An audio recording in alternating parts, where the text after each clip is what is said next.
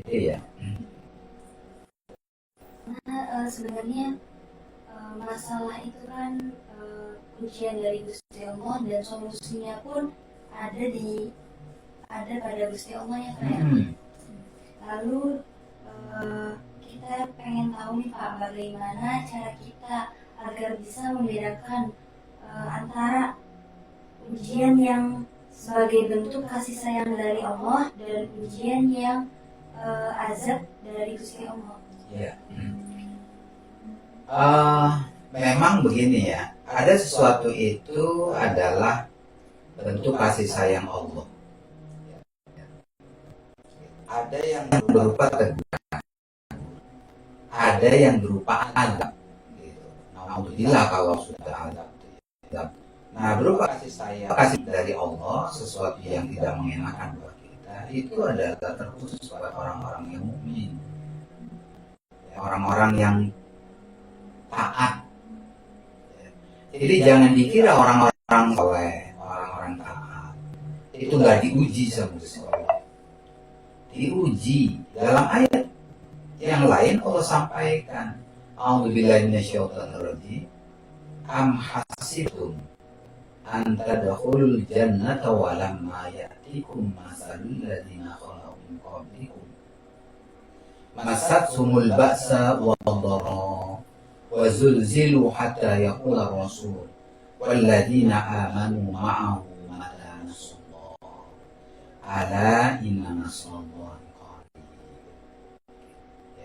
Kata Allah, jangan dikira ya, yang mengira kalian akan mendapatkan ujian, cobaan, ya, sehingga kemudian kalian bisa masuk surga dengan mudah, dengan nyaman gitu ya. Sebelum kalian mendapatkan ujian itu, sebagaimana ujian yang Allah berikan kepada orang-orang terdahulu sebelum kalian, para nabi,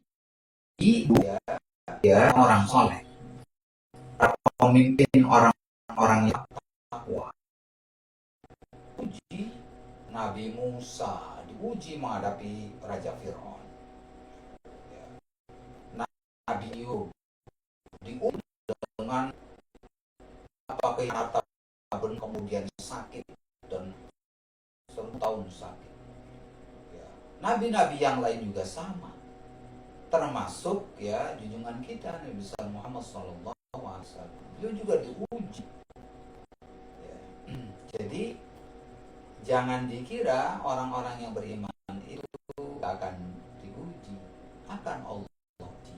Nah, ketika ujian itu atau sesuatu yang tidak mengenakan itu diterima oleh orang-orang yang beriman, maka itu adalah bukti rahmat dari Allah Subhanahu wa Ta'ala kepada orang-orang yang beriman untuk menaikkan level keimanan dan ketakwaan kita.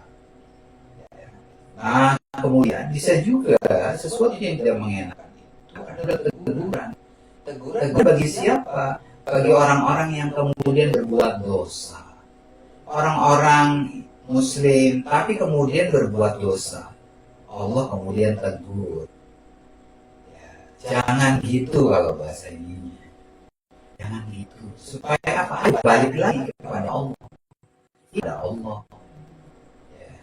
Nah itu ya berlaku tadi teguran itu ya, itu bagi orang-orang tadi Muslim yang kemudian dia melakukan dosa. Ya, namanya manusia ya, kita kan tidak luput dari salah dan dosa.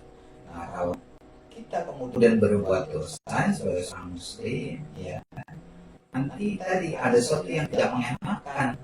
Allah berikan kepada kita sebagai teguran ya kepada kita, supaya apa? Kita ingat lagi, balik lagi kepada Allah Subhanahu wa Ta'ala. Mungkin selama ini kita lupa ya gitu, sholatnya mungkin, atau baca Qurannya, atau ibadahnya kendor ya, sehingga kemudian kita melakukan dosa. Nah Allah tegur dengan sesuatu yang tidak menyenangkan.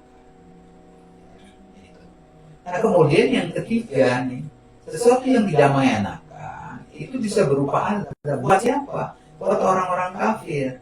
buat orang-orang yang durhaka kepada Allah Subhanahu wa taala, buat orang-orang yang bangkang, yang melawan. Gitu ya.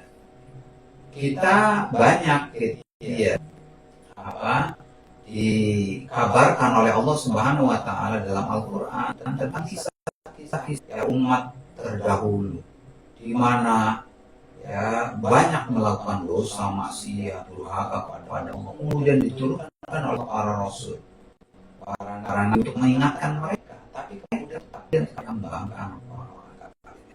Sehingga apa? Allah azab mereka, Allah kasih sesuatu yang sangat menyakitkan, menyengsarakan. Allah bikin berbagai macam musibah bencana, ada gempa bumi, ada tsunami, hujan batu, yang Allah berikan kepada siapa?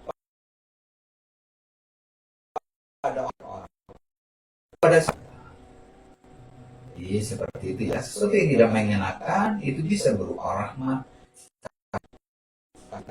kasih pada orang yang beriman.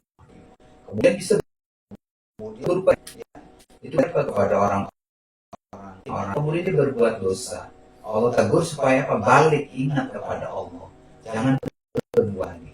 Nah yang terakhir seberapa azab bagi siapa? Bagi orang-orang kafir yang melawan, bangkang, durhaka